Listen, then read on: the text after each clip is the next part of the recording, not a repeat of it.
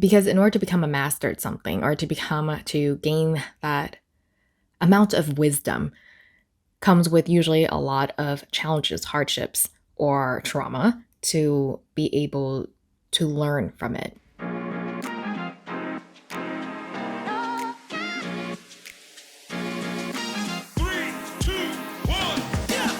After leaving the corporate 9-to-5 grind, I became the boss of my own spiritual business, helping others explore and navigate the human experience from insight, wisdom, and lessons learned along the way.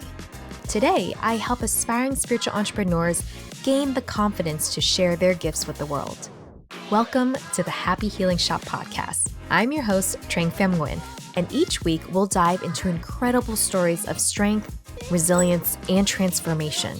So, if you are ready for some serious breakthroughs, laughs and tears, and stories that will inspire you, you are in the right place, my friend. Let's get started.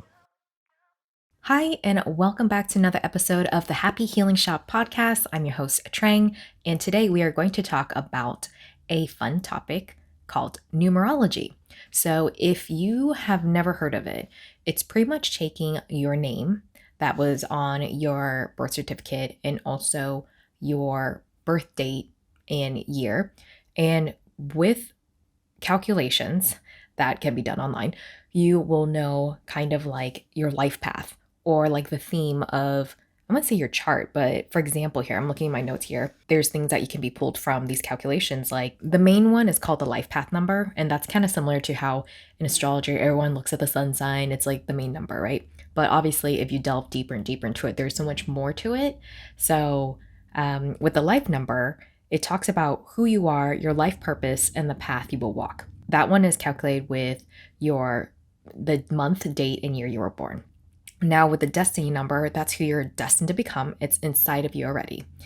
With the soul number, that's what your soul desires, so you feel content, complete, and fulfilled. And there's a maturity number, which is your potential, where life takes you. And this happens usually after when you're 45 years or younger, or older actually, when you're in the future. And then there's the current name number and birthday number, like talents and abilities to help you on your life path. Now, those are all different, require different calculations, but everyone always ends up just paying attention to the main life path number. And another thing that's really cool about numerology is you can kind of see the theme. At the beginning of the year or the end of the year, you think about like, oh, I wonder what my theme for next year, what my life is kind of going towards. And so there is a theme number, which in this episode, I'll show you on how to calculate. Keep in mind, I am not a professional numerologist. This is just stuff I've learned through books and online, and want to share like the basic 101 fun stuff with you. By the way, if you wonder what a numerology reading looks like, check out my YouTube channel, The Happy Healing Shop, and there's a series called Trang Tries It, and you'll see what my numerology looks like and all the information that is a lot deeper that was given to me about when I was born and also my name. So first I'm going to talk about the life path number a little bit. Once you are able to calculate what it is, there's a theme of kind of like the purpose of your life. And now keep in mind, it's not going to be something specific like you were meant to be a director of this type of company, or you were meant to be an artist, or you're meant to, so it's not going to be like that. However, for example, if your life path is a 9, that is known as what you could call the compassionate humanitarian. So you were meant to come down on earth here in this lifetime to give service to other people. And it could be in a mass scale. And now it doesn't have to be like you're traveling to different countries and feeding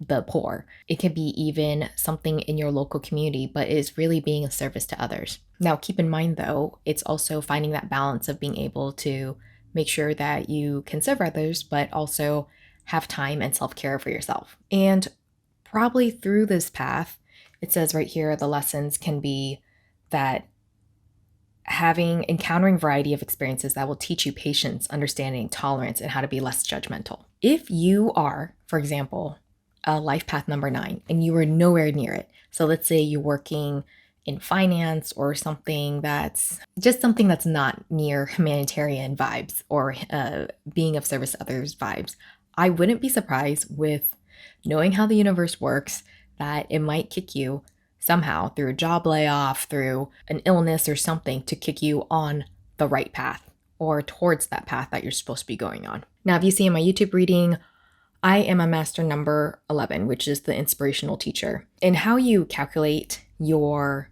birth number is you simply add the numbers of the month, date, and year you were born. So for me, it's 1 for January, 1989.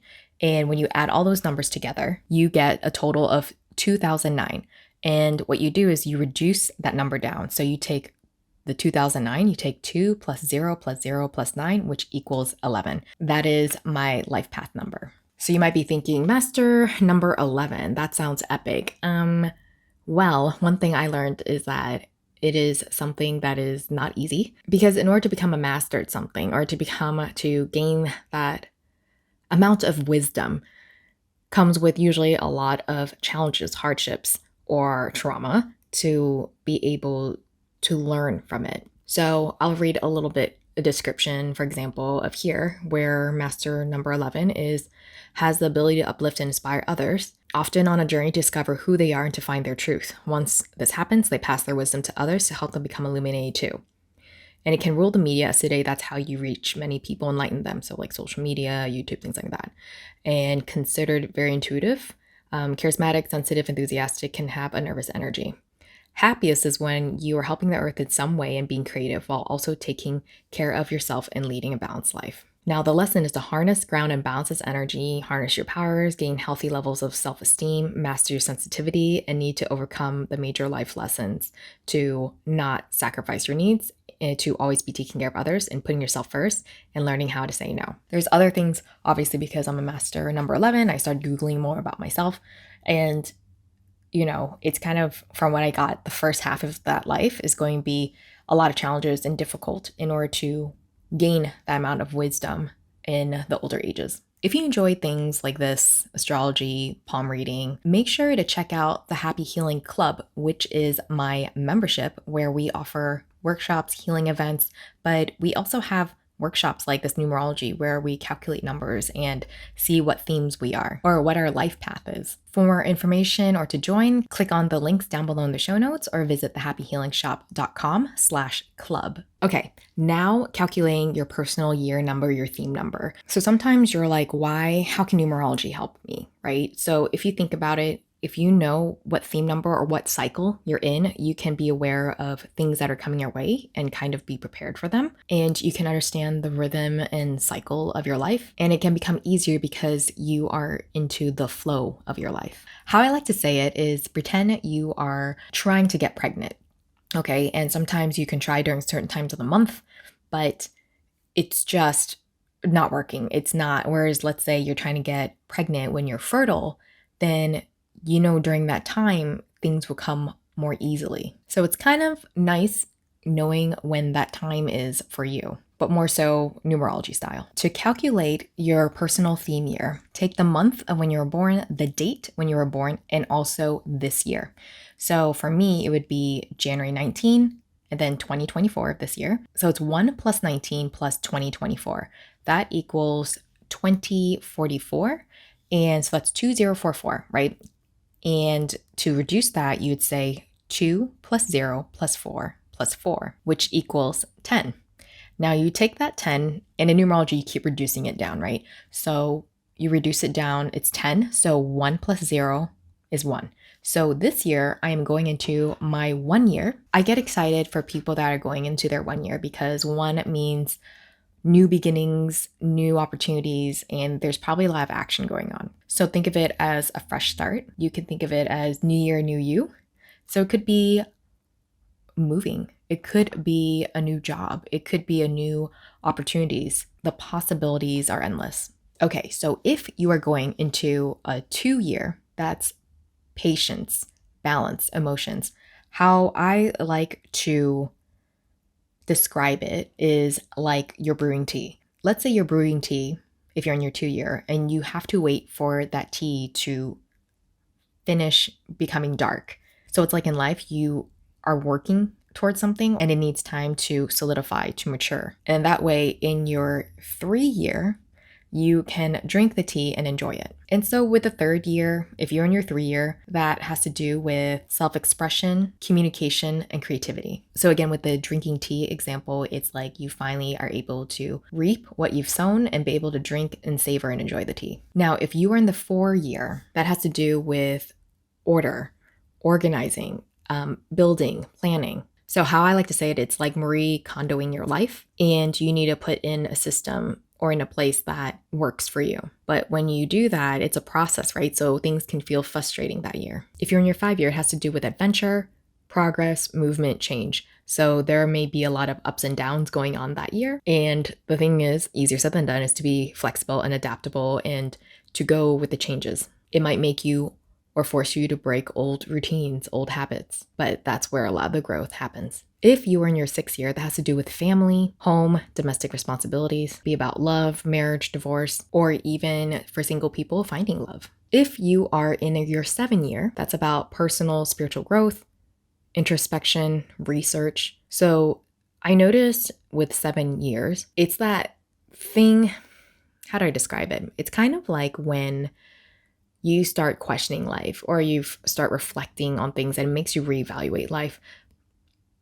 So I wouldn't be surprised if people went through their Saturn return or their quarter life crisis or just something massively happened to them that makes them really think about what they want in life. If you're in your year 8, then that has manifestation, money, personal power, career. So this could be exciting if you are perhaps maybe getting a promotion at work or maybe a new job opportunity or maybe, who knows, inherit some money or some sort. Now, keep in mind that if you are in a lack, scarcity mindset, this might not happen. Or maybe you start a new job, a new career. And finally, if you are in your 9 year, this one is also, I get interested in people that go through their 9 year because it has to do with transformation, completion, endings, right? So it's saying goodbye to something. It's helping you prepare for new beginnings. It could be something that's making you or gonna force you to let go of friendships, family that no longer serve you, or a change in home or attitude or behavior, or even ending to a job, just some sort of ending. And the hard part is obviously surrendering to the change. So that is a lot. There is so much more to unpack than just the brief overview that I gave you. I am offering down below in the show notes my free PDF guide with more information on the theme of each year. So if you're going to your 1 cycle, your 2 cycle, or whatever cycle you're going through, it's going to show you the characteristics and also what to do to help you as you enter that year. One thing that I learned, keep in mind that I was going through my 1 cycle right now in 2024. Last year was endings and transformation. I was going through my 9 cycle, and that's where I moved. If you listen to my previous episode, I was essentially kicked out of my cousin's home, and I had to find a new place. And it was one of the hardest things I've ever gone through personally in my life, not knowing what roof I was going to have over my head. But now I'm in a new place. I've had different job gigs and opportunities come my way. Keep in mind that even though 2024, this year, is where I go into my 1 cycle, that energy can start seeping into the previous year, starting in August, September, October, November, December, like that time. So just keep in mind that the certain cycle year you're going through, it can creep up a few months ahead before the year actually ends. So I hope you enjoyed that. That was a very, very quick overview of numerology and just even the basics of the life path number, but mainly also the theme of this year that you're going into. So if you'd like to learn more about the theme or the cycle you're going into this year and maybe even get prepared for next year, make sure to grab my free numerology cycle cards PDF down below in the show notes. And if you'd like to learn more about spiritual topics such as numerology, palm reading, and have access to healing workshops, check out my club membership at thehappyhealingshop.com/club. In addition, we have an amazing Facebook group called Happy Healers and a lot of resources at thehappyhealingshop.com/blog. I hope you enjoyed this episode. Let me know what cycle theme you're in this year. And always remember to shine your light and share your story, because you never know who it can help, give hope to, or inspire to create a change in their own world. Thanks for being here, and I'll see you next week.